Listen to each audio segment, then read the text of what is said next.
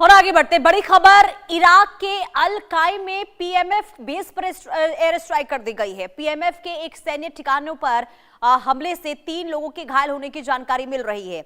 ये बड़ी खबर, इराक में हमला हुआ है और एक सैन्य ठिकाने पर हमला किया गया है। इराक के अल कायम में पीएमएफ बेस पर एयर स्ट्राइक की गई है। ये बड़ी खबर हम आपको बता रहे हैं, हमलों से जुड़ी हुई सामने आ रही है इस वक्त, और ये जो हमला है वो ईरान की ओर से किया गया है। ईरान हमले लगातार कर रहा है अलग अलग ठिकानों पर, और एक बार फिर से अल कायम में पीएमएफ बेस पर एयर स्ट्राइक की गई है।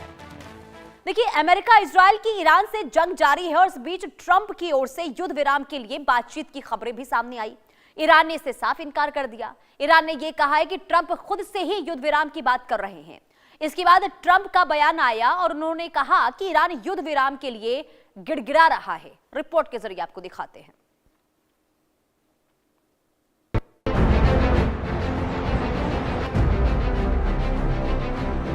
ईरान ने अमेरिका के सीज फायर प्रस्ताव को खारिज कर दिया है।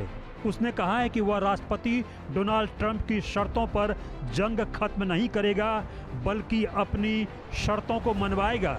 ईरानी अधिकारियों के मुताबिक अमेरिका ने मध्यस्थ देशों के जरिए जो प्रस्ताव भेजा वह धोखा है और ज़मीनी हकीकत से कटा हुआ है, और इसका मकसद सिर्फ दबाव बनाना है।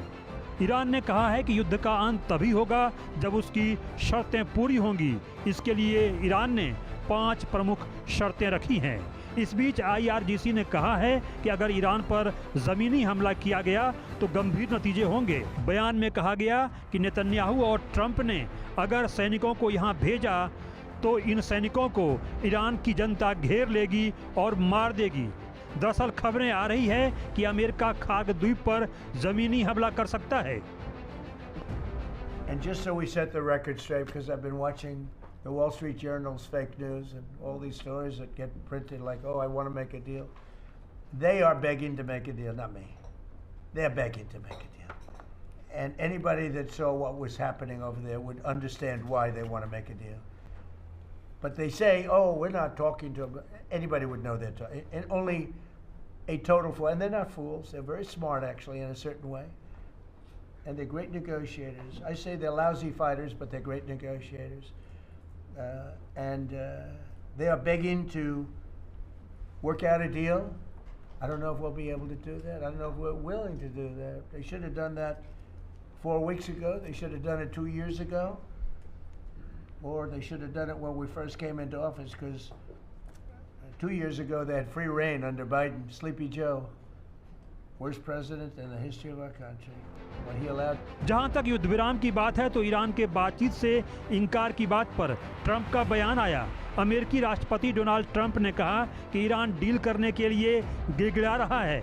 मैं नहीं, वे डील करने के लिए गिड़गिड़ा रहे हैं, और जिसने भी देखा होगा कि वहाँ क्या हो रहा है वह समझ जाएगा कि वे डील क्यों करना चाहते हैं। लेकिन वे कहते हैं हम उनसे बात नहीं कर रहे हैं। वे बेवकूफ़ नहीं हैं, वे एक तरह से बहुत स्मार्ट हैं, वे बेहतरीन नेगोशिएटर हैं, वे डील करने के लिए गिड़गिड़ा रहे हैं। ट्रंप ने आगे कहा कि मुझे नहीं पता कि हम ऐसा कर पाएंगे या नहीं, मुझे नहीं पता कि हम ऐसा करने को तैयार हैं या नहीं। उन्हें यह 4 हफ्ते पहले कर लेना चाहिए था, उन्हें यह 2 साल पहले कर लेना चाहिए था, या उन्हें यह तब कर लेना चाहिए था जब हमारा पहला कार्यकाल था। यानी ट्रंप बातचीत की बात भी कर रहे हैं, ईरान के लिए कह रहे हैं कि वो युद्ध विराम चाहते हैं। साथ ही कहते हैं कि ईरान ने उन्हें एक तोहफा दिया है, वो 120 घंटे हमला नहीं करने की बात भी कहते हैं। अब जल्द 120 घंटे का अल्टीमेटम खत्म होने वाला है। बड़ा सवाल है कि इसके बाद क्या होगा। Bureau report, India news. और चलिए अब आगे बढ़ते हैं और महाराष्ट्र से जुड़ी कुछ खबरों पर डालते हैं एक नजर। नमस्कार, मैं हूं अमित सिंह और आप देख रहे हैं नेक्स्ट इन महाराष्ट्र, हमारा विशेष बुलेटिन जहां हम आपके लिए लाते हैं देश की आर्थिक राजधानी से जुड़ी ताजा खबरें। आइए डालते नजर इस हफ्ते की महाराष्ट्र की बड़ी सुर्खियों पर।